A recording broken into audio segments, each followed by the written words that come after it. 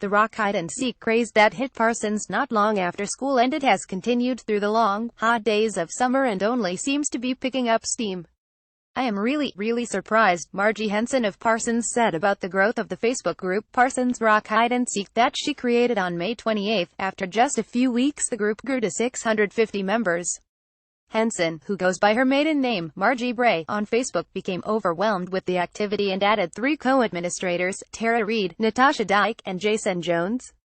As of Tuesday afternoon the group had 1,694 members, with dozens of posts each day showing newly painted rocks and rocks that have been found mostly in Parsons parks and re-hidden. "Already this morning, I've approved 37 new members, and between the 4 administrators, we are approving new members all the time," Henson said Friday. Tara Reid, who has been one of the group's administrators since a couple days after it was started, shares with Henson her surprise about the popularity of the new activity. Reid credits the hobby's ability to get families outside spending time with each other and exercising and off of their electronics.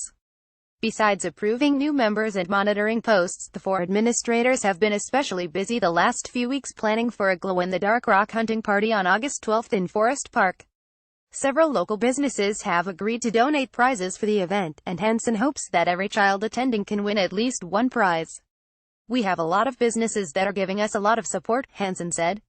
That support hasn't been limited just to the upcoming event. Several businesses already have painted and hidden their own rocks that are redeemable for prizes. Taco Mayo last week hid 25 rocks that are good for 1 free taco apiece.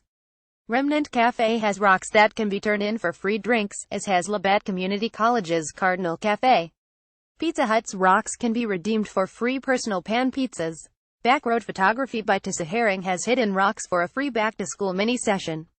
Other businesses getting in on the act include Sonic, To the Nines, Happy Foods, Family Video, Cosmic Castle, Crossroads, KLKC and Bowen Pharmacy. While the prize rocks have become the most popular, some rocks are still favored just for their artistic value. "There are talented artists in this town, and it's bringing them out," Henson said.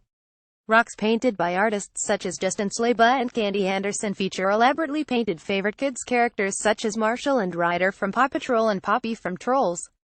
Sleba also painted a couple of Harley-Davidson rocks and a Marine Bulldog rock as well as a few superheroes. Anderson started a series of 1980s nostalgia rocks that includes Capt. Caveman and Alf. "The minute they post that their rocks are hidden, the parks are packed," Henson said. "The Alf rock is especially enjoyed by Red. She said growing up as a child of the 1980s she watched Alf, so she really got a kick out of Anderson's rock. Reid really enjoys seeing all of the artwork and creating her own. She recently completed a 5th dwarf in her Snow White and the 7 Dwarfs series. She is trying to decide if she should hide the rocks when they are finished or save them for the August 12 event.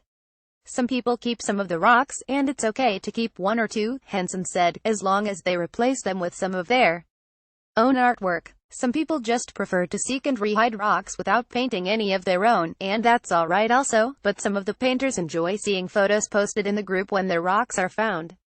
Mike Brotherton of Parsons does not actively search for rocks, but he often comes across them in his gardening for Operation Bright Touch. He said he is surprised by the effort and detail some people put into the rocks. "I think some of them are beautiful rocks," Brotherton said. "I found one that was gold gilded with King Tut painted on it by John Ellis. Some people are just really getting into this. Some are nice enough I want to put them in an exhibit." Brotherton said some youth are even taking part in adding surprises for rock searchers by taping dollar bills to the bottom of some stones.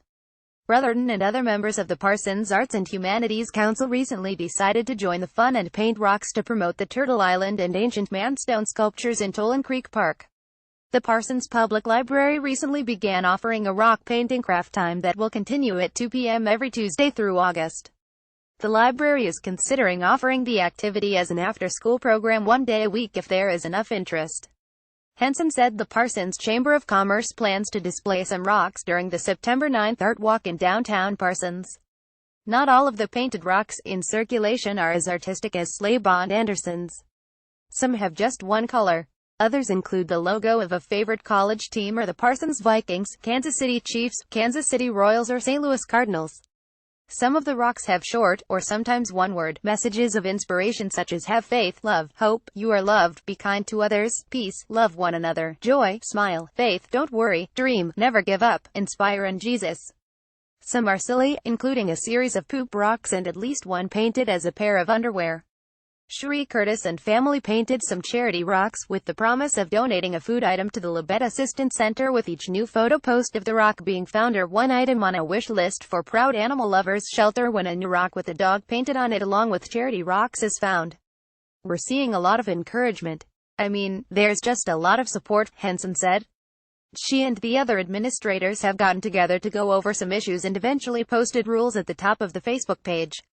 After some drama has been resolved, everything seems to be going smoothly now, Henson said, but they continue to monitor posts in an effort to keep the page positive in spirit.